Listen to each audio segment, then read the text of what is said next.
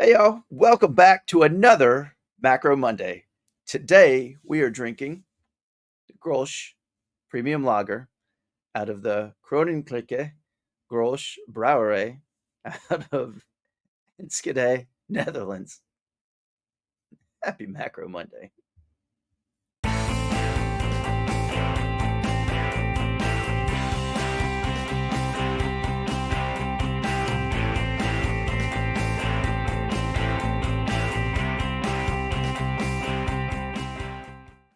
Hey everybody, welcome to Hopped Up Beer Review, the show where we give you our unprofessional and somewhat biased opinion about the beer that we are drinking and reviewing. It is everybody's favorite Monday in the entire world. It is Macro Monday, and we are here, entire world, we are here to drink another Macro first Monday of the month. We're going to drink a Macro and tell you what we think about it because that's just what we do. I've got Andy in the attic. I've got Jay. I am Ben.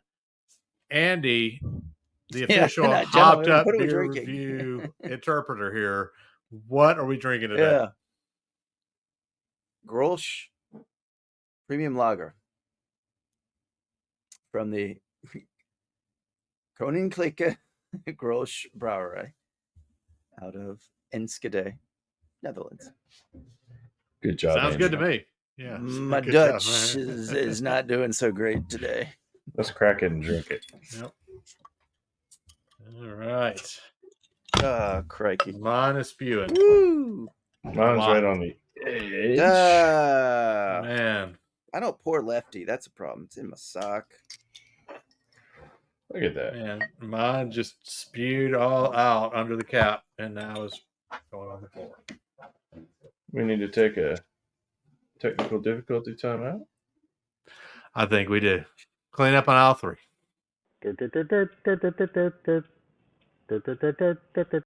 All right. Welcome back, everybody. Are you taking over this part now? Nope. Okay. I could never. I mean, you can. You can. Never. All right. Well, as Jay alluded to, we are back and had a bit of spillage here. Oh, y'all actually poured. I haven't even done that. I've been cleaning up. So far, I would say Macro Monday's not off to a great start, but we're going to turn it around here.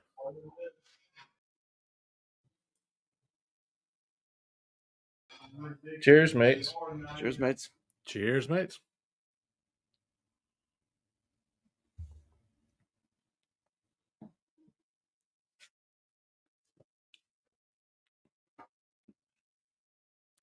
It's just a Pilsner. It says Grolsch Premium Lager.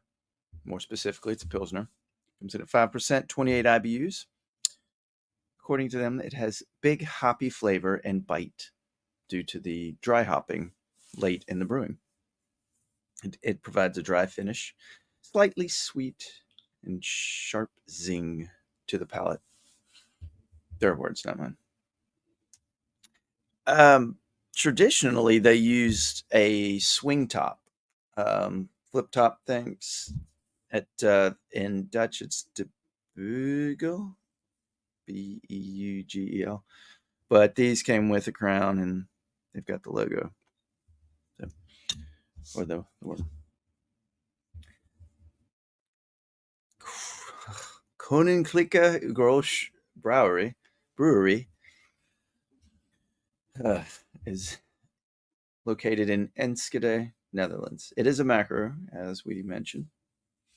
On May 11th, 1615, Willem Neyervelt bought a property to start a brewery in the town of Grol, which was later, the town name was later changed to Groenle, I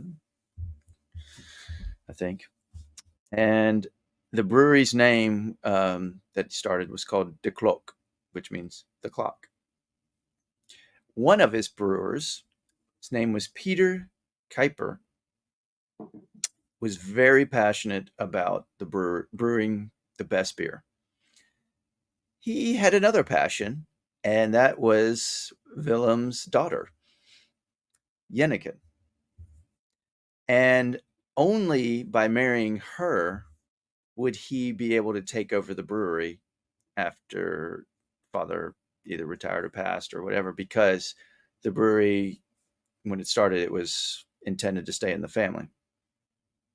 So this brewer, Peter Kuiper, was rejected 3 times by his daughter, by Willem's daughter, because Peter's beer hadn't attained perfection. So he finally succeeded. Love conquers all. And he made the ultimate beer uh, with 2 hops. And she agreed to marry him. I'm not sure what year that was, but later on, 1676, Peter was chosen the master of brewers of the Brewers Guild in Grolsch. Things evidently worked out for him. The brewery stays in the family through generation after generation. We're going to fast forward 200 years to 1876. They had to build another brewery because of the increase in demand in a town called Buchla, I think, near Enschede. And then 1897, no more in the family. De Klock was bought by Theo J. de Groen, and he's the one who introduced that year, in 1897, the half liter, the swing top bottles. So those didn't come into play till late 1800s. In 1922, they had a merger with a rival brewery in nearby Enschede, and they was later named De Grolsch Beer Brewery. So this one is named Koninklijke Grolsch, and it was originally, or before the Grolsch name of Koninklijke, it was just De Grolsch Beer Brewery, because in 1995 it changed to the current one because they received an honorary distinction given to Dutch businesses that have been prominent for over 100 years. So that Koninklijke that got added to it means royal in Dutch. So the Royal Grolsch Brewery. 2008, they were taken over by SAB Miller out of South Africa. And then 2016, they were taken over by InBev, which directly sold them. And they also had Peroni in this thing called like Meantime or something like that. I didn't recognize it. But they sold them to the Asahi Group in Japan. So that's how we get them to be our Macro Monday. They are owned by Asahi. Wow. That's a great lineage history, I guess, or They did pretty good. So thank you for that. The question, which we won't be able to answer here on the show, is: did Peter Kuiper really love the daughter, or did he just want to be a part of the brewery? It raises some questions. It does. Interesting. Well, thank you for providing that background information. It really helps with. I was reading it. I was like, wow, this is kind of interesting. Yeah, it's kind of cool. It's one of the cooler ones. We've had a lot of great, 400 plus reviews. We've got a lot of great information, but that's that definitely ranks up there for sure. That was awesome. That family was serious about beer. Like, no, yeah, you got to come with the goods, man. You got to, yeah. 3 times isn't good enough, right? So, all right, who has had this one before? I think we've all had it, haven't we? I mean, no, I don't think any of us had it. Well, I've never logged it, but I've had it. You've had it? Okay. Yeah. I mean, this is one we had years ago. I feel like this is one I've seen before. I'm sure you've had it, Ben, because the old flip top bottles, you would have bought one of those. But I don't know why this one isn't flip top. Yeah, and I don't see flip top bottles, and I can't remember how many flip top bottles I bought. It hadn't been that many. Maybe. But knowing you, if you saw a flip top bottle, you would have already had it. Probably. All right then. Well, Jay, since you talked me into it, why don't you go first? Sure. Love to, Ben. No problem. For a macro, this is very flavorful. It definitely has some really good notes in there that you can pick up on. It's easy drinking to me. It always has been. I've liked it. I'm probably going to give this, let's say, a straight 7. All right. Based on Andy's long history there, I'll jump in and go next. Give him a little reprieve here.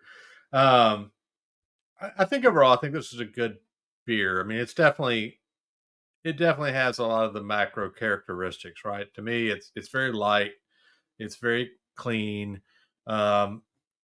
It has, I mean, you mentioned it, Andy, just in the discussion here, a little bit of sweet, maybe a little bit. You know, I don't. I mean, I think for me, I think it's to steal from Jay here. When you see like the can of beer on a sitcom, I mean, this is kind of it to me, and it's a step up of American macros because it's not so corny, you know. There's no corn. Exactly.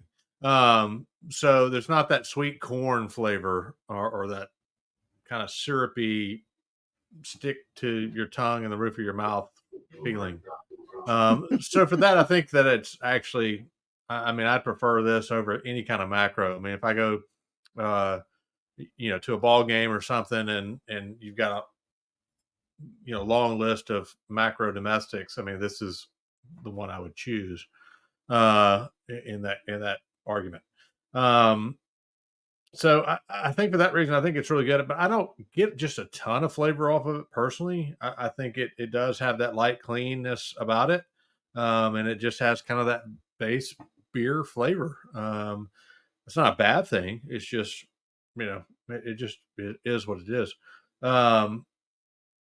So to that point, I think for me, this one, definitely is right in line, kind of Jay, with what you said. It's a 7 for me because I'd much rather have this than, your Coors Light, your Bud Light, your Budweiser, any kind of American macro. I think that it's much cleaner and it's just a simpler taste for me than those. Yeah. Well, I do think this is far superior. If you're going to get a macro, in terms of lighter beers, I think in terms of Pilsners, this is better than any U.S.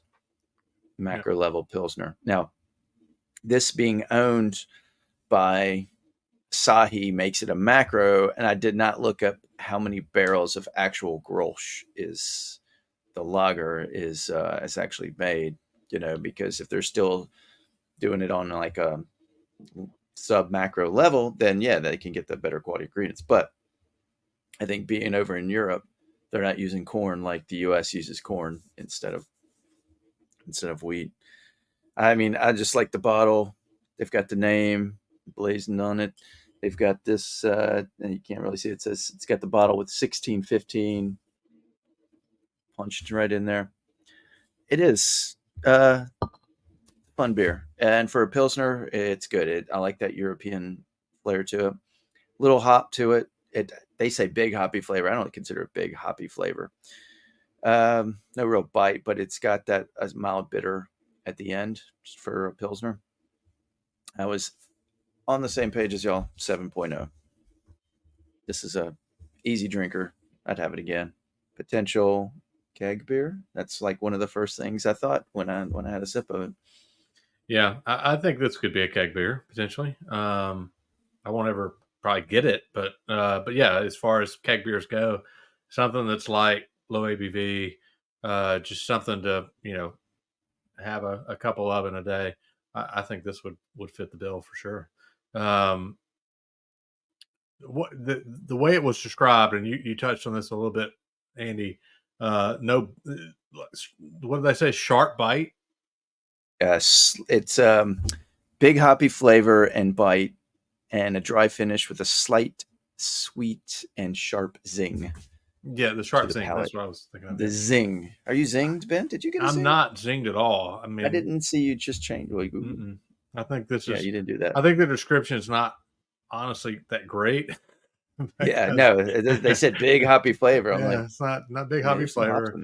There's no zing. Yeah, but you got to keep in mind. I mean, this is I mean, it's a European beer.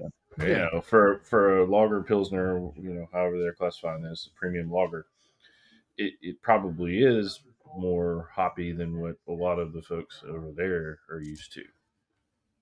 I mean, we do a lot of hop bitters and things like that around here, but over there, I don't know, Andy. You've been to a couple places over in that area of the world.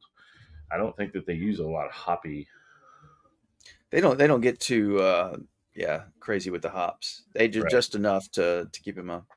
And I will say this, we were talking about this one uses wheat, whereas the U.S. macros and pilsners use corn. If you look at the label, like right there where it has the Grolsch, and it's got the hops and the leaves, but you also have the wheat sticking out behind it. You don't see on American labels that use a lot of corn as adjuncts, ears of corn sticking out on their labels. No, they just use hops and wops and wheat. But we're like, God, it's corn. What do y'all? Yeah. Y'all aren't putting that on the label. Yeah, they definitely should. It should be a requirement. We need to pass a law here in the U.S. that, truth in advertising. Yeah, definitely. If you got that much corn in the beer, it should be on the label for sure.